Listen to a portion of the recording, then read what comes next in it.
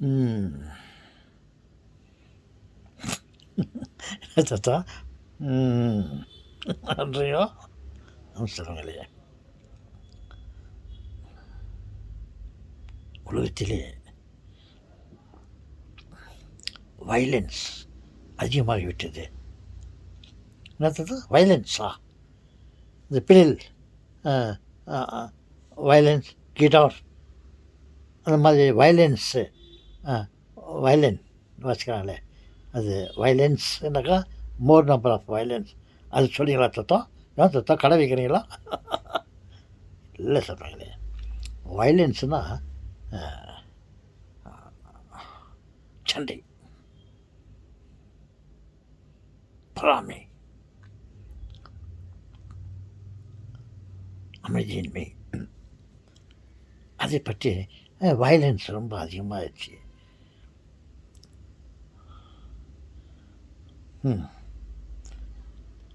அதுக்கெல்லாம் என்ன காரணம்னாக்கா பெற்றோர்கள் தான் அதற்கெல்லாம் காரணம் என்று நான் நினைக்கிறேன். இதை தான் மூஞ்ச காட்டுங்க. பெற்றோர்களா? மற்றவர்கள் எல்லாமே தான், எல்லாருமே தான் சொல்லுகிறேன். ஓகே, பாருங்கள், இந்த வயலன்ஸ், பொறாமை, வைராக்கியம் அது அப்போவே முளைக்கும் போதே உருவானது. பாருங்கள், பழைய பெற்றோர், தூரத்து சொந்தம், ஏதா பாட்டியா இல்லை, அதற்கு முன்னே ஆதாம் ஏவாள் என்று இருவரை இறைவன் படைத்தார். அவர்களுக்கு 2 குழந்தைகள் பிறந்தது. தாத்தா, அவங்களுக்கு 2 குழந்தை பிறந்துச்சா? ஆம், சொல்லுங்களே. ஒருவன் பெயர் காயன், மற்றொரு குழந்தையின் பெயர் ஆபேல். யார்? ஆபேல், காயன். பாருங்கள், அவர்கள் படைக்கப்பட்டு வளர்ந்து வரும்பொழுதே அவர்களுக்குள்ளே பொறாமை, வைராக்கியம், கொலை குத்து, கொலை குத்து இல்லை, குத்து கொலை. குத்துன பிறகு தானே அவன் சாவான், கொலை. அதனால் குத்து கொலை. நம்ம ஜென்ரல் என்ன சொல்கிறோம்? கொலை குத்து. செத்து போன ஆட்டை பாம்பாட்டிக்கிற மாதிரி கணக்காகிடாது. ஓகே, பாருங்கள், அவர்கள் 2 குழந்தைகள் பிறந்து வளரும் போதே அவருடைய பெற்றோர்கள் அவர்களுக்கு நல்ல புத்திமதிகளை சொல்லி ஒருவருக்கு ஒருவர் அன்பை காட்ட வேண்டும், அன்பாக இருக்க வேண்டும், சண்டை போடக்கூடாது என்று அவங்க குழந்தையாக இருக்கும்போது, 5 வயதுக்கு உள்ளே இருக்கும்போதே அவர்கள் சொல்லி வளர்த்திருந்தால் தொற்றிற் பழக்கம் சுடுகாடு மட்டும் என்று சொல்வார்கள். அந்த மாதிரி நம்ம சின்னத்திலேயே நல்லது குழந்தைகளுக்கு சொல்லி கொடுத்துருந்தா அது அவர்களுக்கு பிறக்கும் குழந்தை, அவர்களுக்கு பிறந்த குழந்தை, இப்போ இருக்கிற அத்தனை கோடி ஜனங்களும் நல்வழி கடைப்பிடித்திருப்பார்கள்.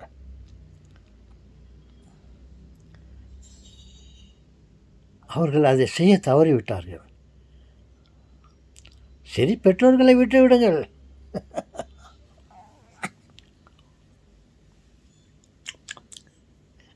என்ன சொல்கிறா? என்ன ஒன்றும் இல்லை, கையில் அவள் எல்லாத்தையும் போடுறீங்களோ?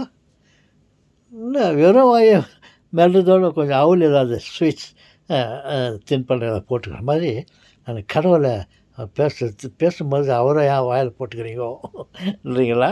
அதுக்காக நான் அப்படி ஒரு ஆக்ஷன் செய்யை காட்டுகிறேன். ஆதாம் ஏவாள் தான் அவர்களுடைய பிள்ளைகளுக்கு அவர்கள் சொல்லிக் கொடுக்கவில்லை.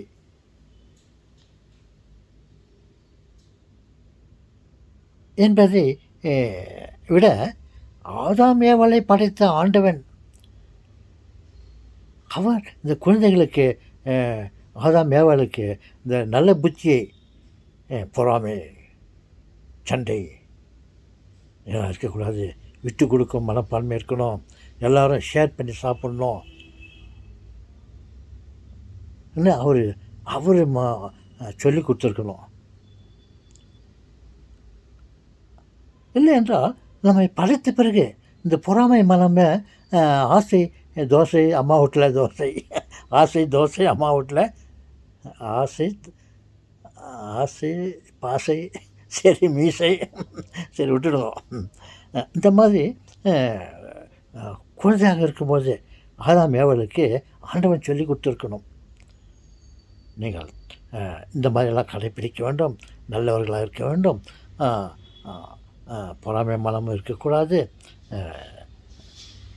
அப்படின்னு சொல்லி கொடுத்துருக்கணும். ஒன்று. ரெண்டாவது, அவர்களுக்கு அந்த மனசை அவர்களுடைய அவருடைய உள்ளத்திலும் மனதிலும் அவர் கடவுள் அதை பதித்து வைத்திருக்க இருந்திருக்கலாம் நல்லது. இந்த போட்டி பொறாமை ஆசை இவைகளை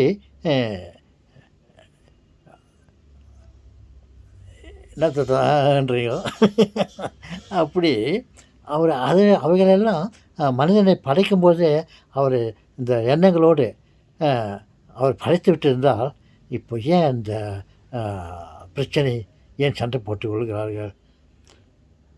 நாட்டுக்கு நாடு, வீட்டுக்கு வீடு, ஆட்களுக்கு ஆட்கள், அதுங்க ஆட்களுக்கு ஆட்கள். அதான் காயன் ஆபேல் அந்த பொறாமையில் ஒருத்தனை குச்சி சாவட்டாங்க.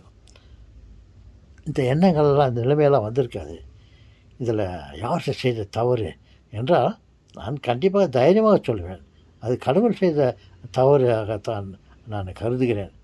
ஆதாம் ஏவாள் அவர்கள் பிள்ளைகளை 2 பேருக்கு காயன் ஆபேலுக்கு ஏன் சொல்லிக் கொடுக்கவில்லை என்பதை விட, அதை விட அந்த ஆதாம் ஏவாளை படைத்தவரே இந்த குறைபாடுகளை இல்லாமல் அவர் சரியாக படைச்சிட்டு இருந்தால் ப்ராப்ளமாக இல்லை. சும்மா ஏனோ தானமாக ஏதாவது படிச்சிட்டாரு, அப்புறம் ஆளுக்கு சண்டை, பாவம், புண்ணியம், பொறாமை, கீழ்ப்படியாமை இவைகளெல்லாம் பண்ணிவிட்டு இவர்களெல்லாம் தப்பு செய்து விட்டார்களே, இவர்களை எல்லாம் அழித்து விட வேண்டும் என்று நோவா பெட்டகத்தை கட்டிவிட்டு ஏதோ ஒருத்தர் 2 பேர் அது நல்லவங்களாக இருந்தாங்கன்னு சொல்லிட்டு அவங்கள மட்டும் காப்பாற்றிட்டு மற்ற எல்லாரையும் சாவடிச்சார். அவங்களாம் சாவடிக்கிறதுக்காக யார் காரணம்? நம்ம தான் அப்பா. நம்ம தான் அப்பான்றதை விட நம்ம தான் காரணம், நம்ம தான் கடவுளாச்சே. அப்படி ஒட்டு மொத்தத்தில் என்ன சொல்ல வரேன்னா, அந்த நிலைமை, அந்த பொறாமை, போட்டி, ஆசை இவைகளெல்லாம் இல்லாமல் கடவுள் நம்மளை படைத்து விட்டிருந்தால், கடவுள் படைத்த அனைவருக்கும் என்று படைத்தாரே, அது எல்லோரும் அவரவர்கள் அவர்களுக்கு உலகத்தில் அவர்களுக்கு தேவையானது உணவுகளையும் மற்ற எல்லா பொருட்களையும் அவரவர்கள் அள்ளி எடுத்து பயன்படுத்தி கொண்டிருக்கலாம், சாப்பிட்டு கொண்டிருக்கலாம். இவன் எடுக்கிறானே என்ற எண்ணமே அவனுக்கு இருந்திருக்காது, அவன் இருக்கானே என்ற எண்ணம் மற்றவனுக்கு இருந்திருக்காது. எவ்வளோ சந்தோஷமாக பங்கெடுத்து சாப்பிட்டுருப்பார்கள். அதுக்கெல்லாம் யார் காரணம் என்றால் டேஷ் ஓகே சொல்லுங்களே, ஓகே அவர் தான் அதை மாதிரி அவர்களை படைக்கவில்லை. அதே கடவுள் புத்தி தானே நமக்கு ஒவ்வொருத்தருக்கும் இருக்கிறது.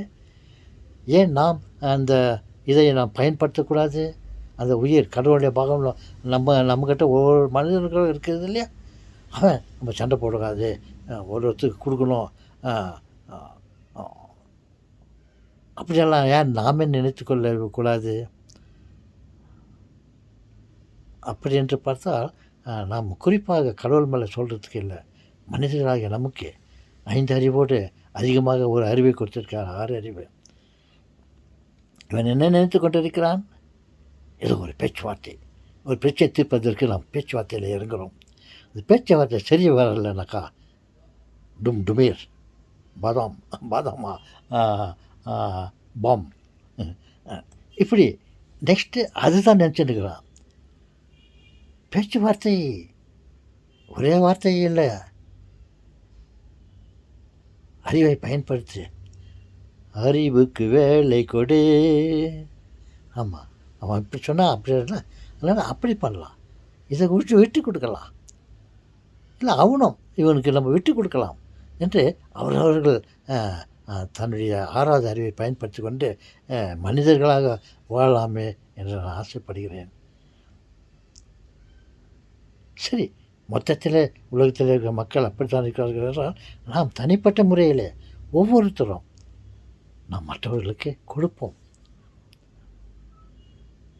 அவர்கள் நம்மிடம் பெறட்டும், அவர்கள் நமக்கு கொடுக்கட்டும், நாம் அவரிடம் பெறுவோம்.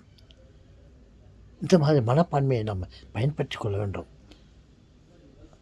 6வது அறிவு இருக்கிறதே, 6வது அறிவு பேச்சுவார்த்தைக்கு செலவாகலக்கா, நாட்டை அழிக்கிறது, ஆட்டால் அழிக்கிறது, வீட்டை அழிக்கிறது, அது தானே. எங்கே போச்சு 6வது அறிவு? There is no limit for the 6வது அறிவு. ஓகே,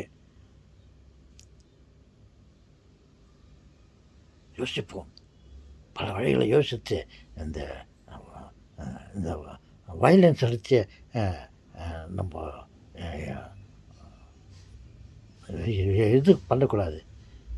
ஓ, வயலன்ஸு இதை தான் சொல்கிறீங்களா தாத்தா? நாங்கள் நினச்சோம் பீ பீ பீ அந்த வயலன்ஸை பற்றி சொல்கிறீங்க நினச்சேன் தாத்தா. சரி தாத்தா, நாங்கள் குழந்தைகள், நாங்களாவது விட்டு கொடுக்கும் மனப்பாவோடு பெறுதல் கொடுதல் என்றதை நாங்கள் பயன்படுத்தி நாங்கள் இதுக்கு மேல்ட்டு நாங்கள் நல்ல உலகத்தை உருவாக்குவோம் தாத்தா. ஏஸ், இப்படித்தான் இருக்க வேண்டும் பிள்ளைகளே.